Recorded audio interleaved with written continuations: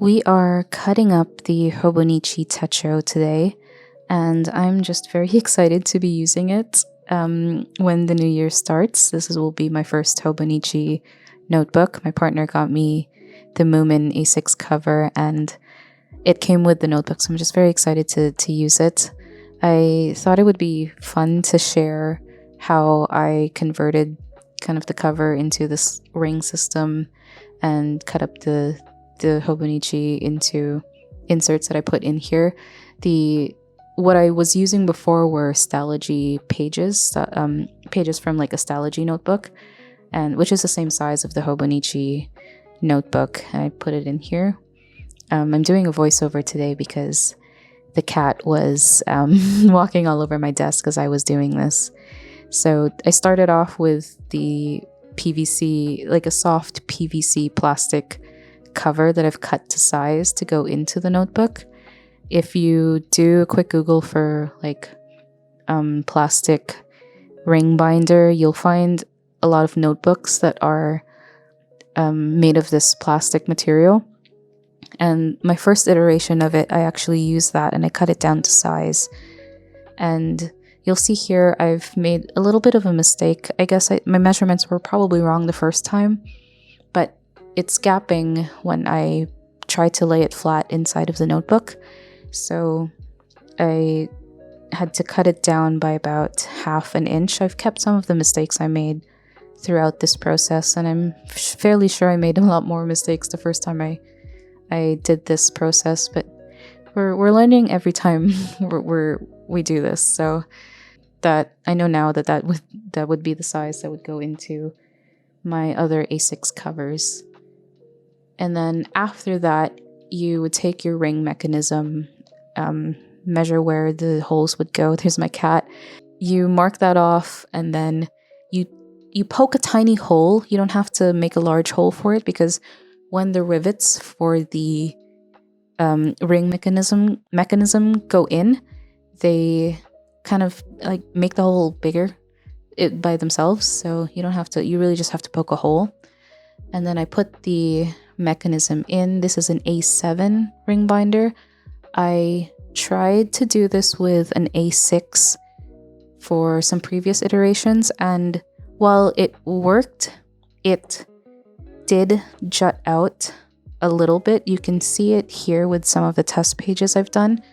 Even in the insert, it'll jut out about an inch, and when it's inside the actual Hobonichi cover, it will still ever so like slightly jut out as well, but it doesn't quite bother me the amount it juts out. And then if it's open, it will stay within the Hobonichi, so this is fine for me.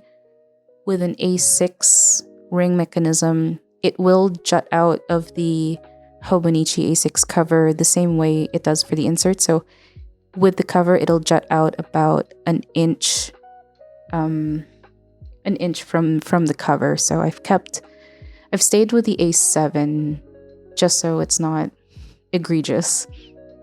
And I love doing this, doing a ring binder system, because I love putting inserts in between my daily pages. Sometimes I'll print out pictures and I'll punch holes in them and I'll put it in between the daily pages. Sometimes I'll put little like cute little inserts like this. And I don't like when a notebook gets very bulky, because I find it difficult to start carrying around if the notebook's a little too bulky. So the next thing I do once the insert is done is I then actually cut up the Hobonichi. When you're cutting up taking the pages out of a Hobonichi, what you want to do is you want to look for the middle of the pages where you can see the binding. So you find one and then you cut through all of them, and you'll count about 8 pages. I think it's every 8 pages. So 1, 2, 3, 4, 5, 6, 7, 8. And then on the 8th page, you'll come across another section of binding that you can then You can then just cut with scissors or an X-Acto knife. You just have to be careful. The back corner of the X-Acto knife sometimes scratches the pages, so just be mindful of that. And then once they're all cut up, you'll see that they're kind of bundled together. So those bundles you can start pulling away from the notebook, and you'll want to pull away in this motion where you lay it flat and then you pull to the side, and they kind of just slip out of the binding. And you'll want to make sure that you always pull away in those groups of bundles like this. Don't do what I'm doing here, where you're pulling away from the notebook in this like perpendicular position. You want to pull away gently, very gently, like this, flat, parallel against the notebook, because then it reduces like the tug, so that you're not ripping the pages. And I'll show you here what would happen if you don't make sure you're not mindful that you're pulling them away in those bundles. You can see you can see here that it's yeah, I forgot. I like missed a page as I was pulling a bundle away, and it caused some damage into on August 22nd. So just going at it slowly. It's a tedious process, but it's definitely one that you have to kind of do with some love and appreciation for the notebook.